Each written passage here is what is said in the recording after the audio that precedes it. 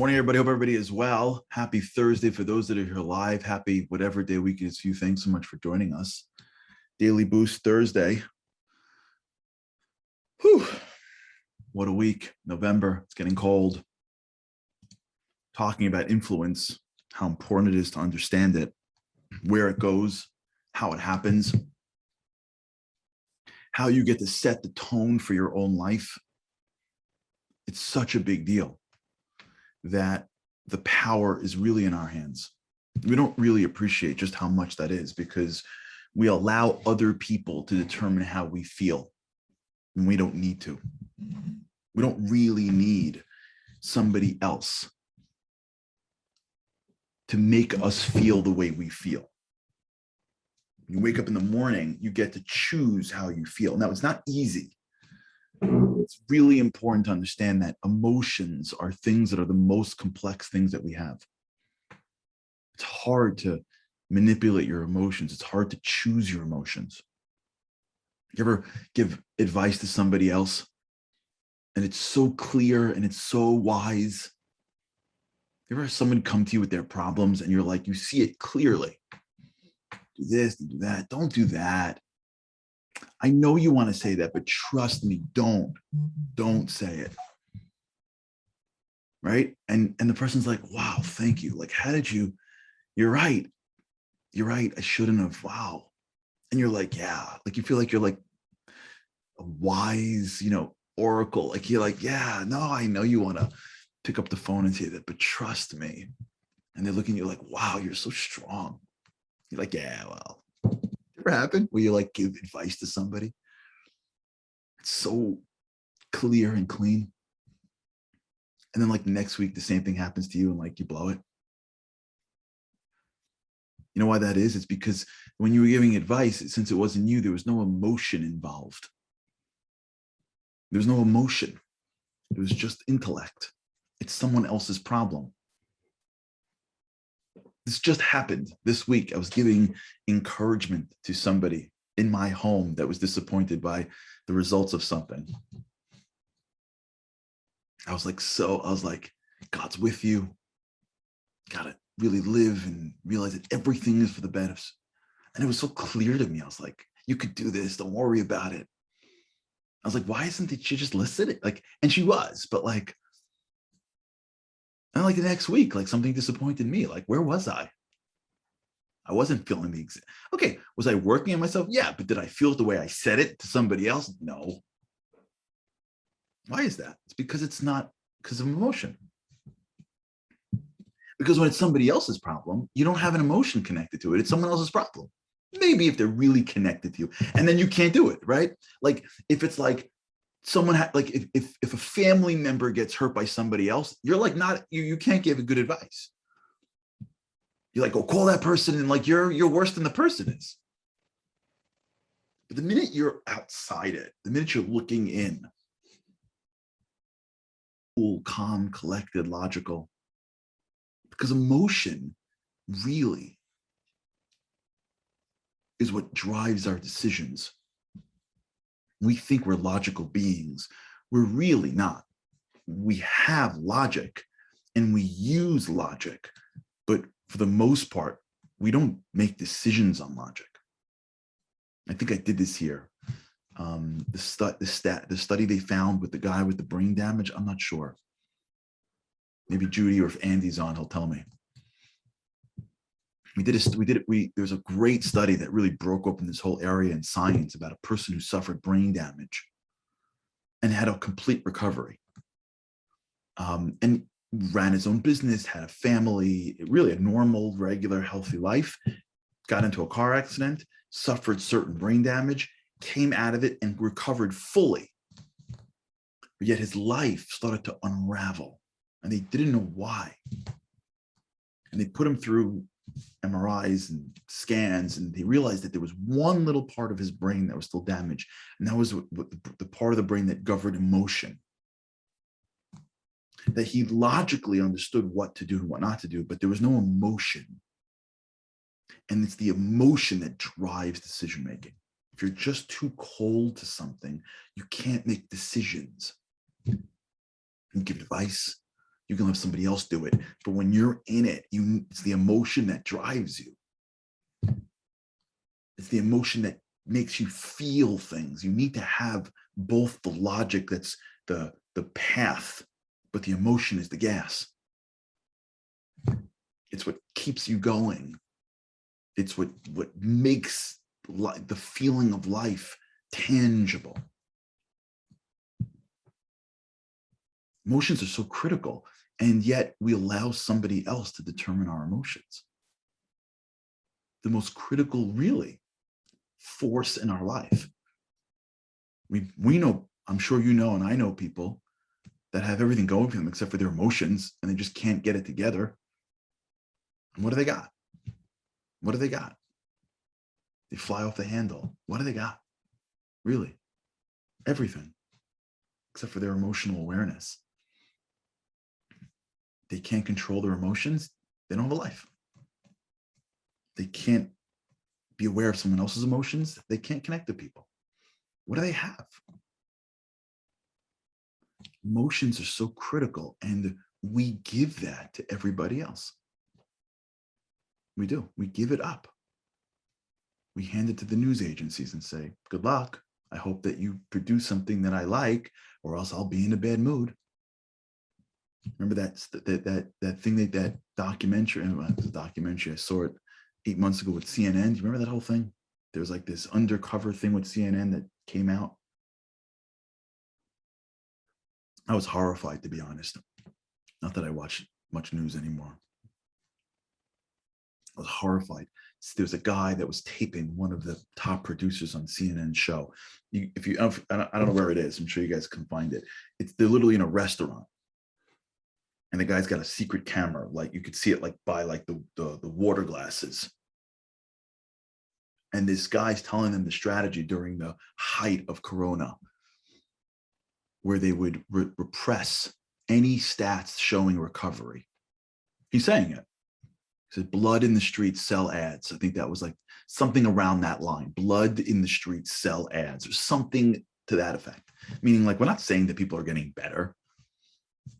Death, death, death, sickness, sickness, death, sickness, sickness, death, death. Every day, death, death, death. Any level of positive recovery, just get out. That's not the zone.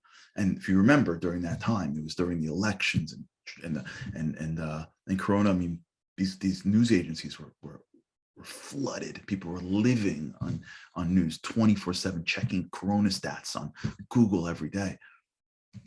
Here, take my emotions, please. I have an idea. Why don't you take my emotions? And when you are financially incentivized to give me things that my survival brain will need to look at, which is danger, but hopefully it'll be good. Let's see, it's 6 o'clock in the morning. Why don't I start my day by handing it to CNN? Oh, I wonder why I'm in a bad mood all day, because every morning I read about how the world's coming to an end. Oh, that's why I'm anxious?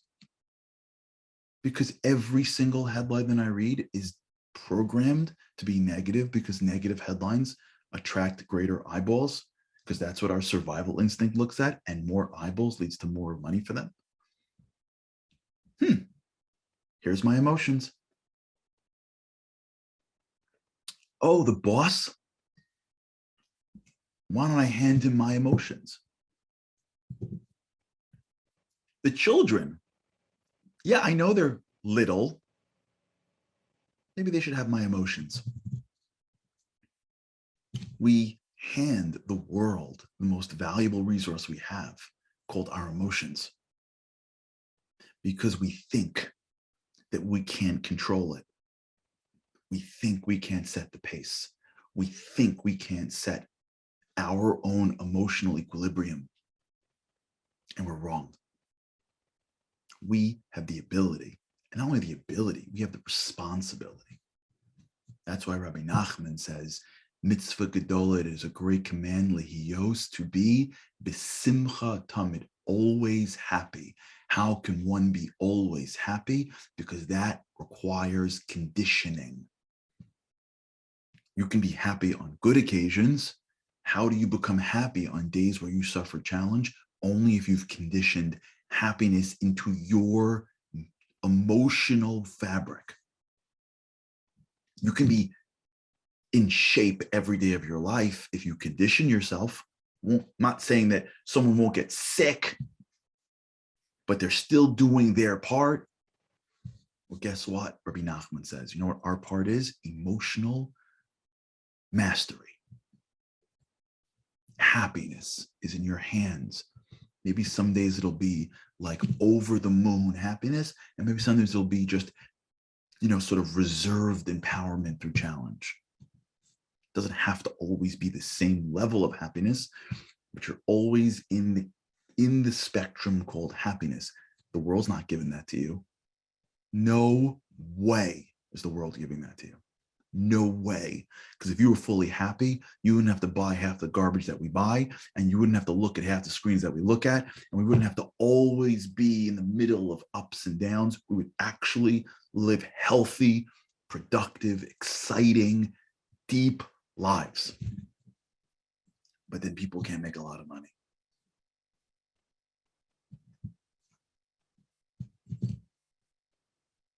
We have the ability to control our emotions. This is super hard. That's why we're on this earth, to do things that are hard.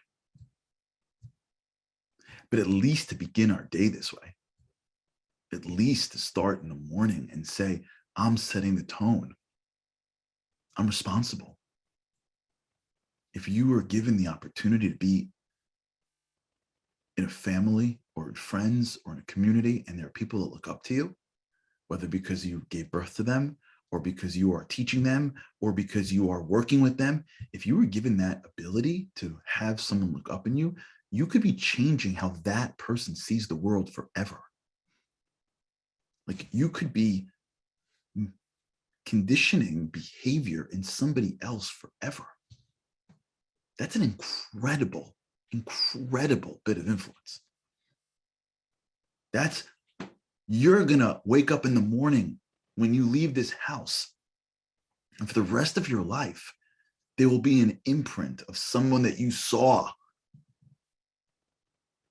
And when you saw that person wake up in the morning in a bad mood, or wake up in the morning disempowered for small reasons, or constantly be annoyed or be thrown, you're gonna learn that you're not in control of your emotions. But when you wake up in the morning as a child in a home, or when you go to work, or you go down the block, or you see a friend, or you're involved in anything, and the person standing before you is a paradigm of empowerment and of happiness, you're going to learn this is possible. I can set the tone. I can be in charge. Can you think of more influence than that? Does it get more? The ability to influence other people, does it get bigger than giving them the frame to control their emotions? This is what it's about. This is like the greatest gift you can give somebody. It may not be like the one-liner that they put on their like loose leaf or on their wall. It may not be that like great idea that they're going to hear and tell over. You may not like catch a pass that they're going to talk about, every year on the anniversary when you caught the pass to win the game. They may not even remember, because that's not how it works in neuroplasticity. It's consistent. But you're giving somebody the gift of taking responsibility for their emotions. And when you take responsibility for your emotions, you make better decisions. You have deeper relationships. You don't distance people because you're in a bad mood. You don't say things that hurt people because you're not sensitive to somebody else. When someone comes at you with complaint and negativity, they walk into your force field and it feels off and they stop. And for some people, there's no place they can go in which negativity and complaining is not the currency. For some people, all they have is that currency. It's a constant stream of woe is to me, covered in I'm working so hard in my life, covered in I'm insecure with myself. And everywhere they look is just They're ping-ponging with people. Their entire existence is just one long stream of complaints. You read stories from the psychologist Irving Yalom of people that went through near-death illnesses to say that, which is shocking, no one should ever know these things, that if they had the chance to walk into that doctor's office 8 months earlier and not be told they were diagnosed with that illness, they wouldn't do it. Because in those months, they finally lived with depth, and they finally lived with hope, and they finally lived with strength, and they never had a chance to do that. And it took a near-death experience for their family to stop living in pettiness and for themselves to not appreciate the little things in life. And here they are, after surviving a near-death experience, which may have taken multiple years, and they're telling the psychologist, look at the research, that they would do it all over again, because they never would have otherwise known that you can live your life like this, that you can control your emotions, that you can appreciate things that you wouldn't be able to appreciate, that you can live with deeper relationships. How else would they have known their life was going at a treadmill, and they were just doing a fast, brisk walk through life, and they never had a chance to ever take a moment to breathe? Why do we need to do that for? Because there's nobody modeling the behavior. There's nobody modeling the behavior of always happy. There's nobody modeling the behavior of gratitude.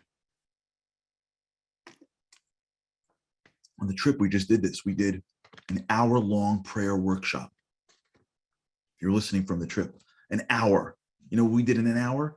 The 18 morning blessings. For those who are not aware, every morning in the prayer service, there are 18, I think there are 18, there are probably more if you add this and add that, whatever. 18 plus morning blessings, which a lot of people say in 10 seconds or less, other people don't even know about. It took us an hour. Because if you go through the blessings, thank you, God, for opening my eyes, for giving me clothes, for resting my feet on firm ground, for making me stand up straight, for overcoming my exhaustion. Go through the blessings every day. What it's supposed to do is give you the control of your emotions. You fill your morning with gratitude. I can see, I can eat, I can swallow. My body works, thank God. There's ground outside that I can walk on. My needs are being met. There's food in my home. There are places today that don't have that. And just when you begin your day, this is why prayer is so critical. It's filled with emotional gratitude so that you can have the power to take responsibility for our emotions. I was talking to Ben Perry, the CEO of this organization, Momentum, and he was saying that one of the great things that he's done, which I agree with, I've done, thank God myself, is that he never checks his phone before he prays. Says it's Modani every morning. And we were talking about it on the trip, and guys were saying the minute they put on their phone in the morning, they wake up, phone goes on, that's it. Someone else is running them. Someone else is controlling them. We're responsible for this stuff. That's one of the great, by the way, I'll end with this. I think one of the greatest revelations that's going to happen to us after we die and we stand before God is we're going to realize that we had a lot more control than we thought. That, I think, is going to be the scariest thing we're going to realize. We're going to be like, what? I could have done what? And God will be like, yeah, you're my partner. What do you think? What, are you joking me? You know what I gave you? You're like, nah, it was just bouncing around like a ping pong ball. And God will be like, ping pong ball? You're a piece of God. Ping pong ball? You didn't have to do that. You didn't have to think that. No, I did. No, it's not how I made you. If you think about it, it's scary. with great ability comes great responsibility. All right, everybody. I see Andy on. If that's Andy Boltex. Andy, if you're on, I just want to tell you that we miss you. All right, everybody. Have an amazing day with God's help. I cannot wait. See you again tomorrow. Have a great day.